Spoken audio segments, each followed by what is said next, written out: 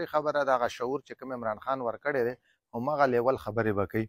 منظور د سری کړي دي که عمران خان څه نه دي کړي؟ السلام علیکم ملګرو.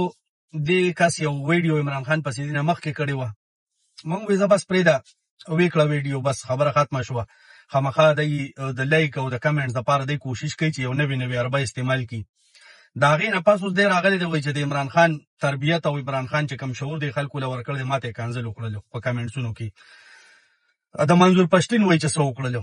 منظور پښتین چې دی یو نر سړی دی، یو غیرتي انسان دی. د هغه په نوم باندې تاسو چا پیم واغستو، چا وټونه واغستلو، چا د هغه په نوم باندې پیسې وګټلې، هغه یک یوازې دی. څنګه چې د عمران خان سره خپل لیډرشپ مخلصه نه دی، داسې منظور پښتین سره ډېر ملګري دي چې هغه مخلصه نه دي.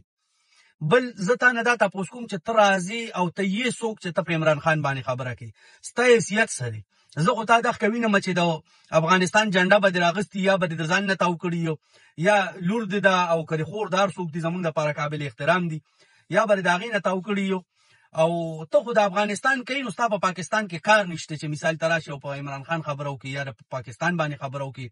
ته یې څه شی، ستا حیثیت څه دی چې ته راځې ته په عمران خان خبرې کوي؟ ته یو خوشی لوړی، یو سپی، بس غپا کوه. نور د عمران خان نوم ماله، د عمران خان نوم په دې خوله باندې ماله. عمران خان، منظور پښتین او اشرف غنی دا خدای پاک په دې کام باندې یو رحم کړی چې ولې دا لیډران ورکړي دي، خو پکې ستا غونته کې سپي راغلي دي چې نه د لر دي نه د بر دي، هسې ورته برابر دي.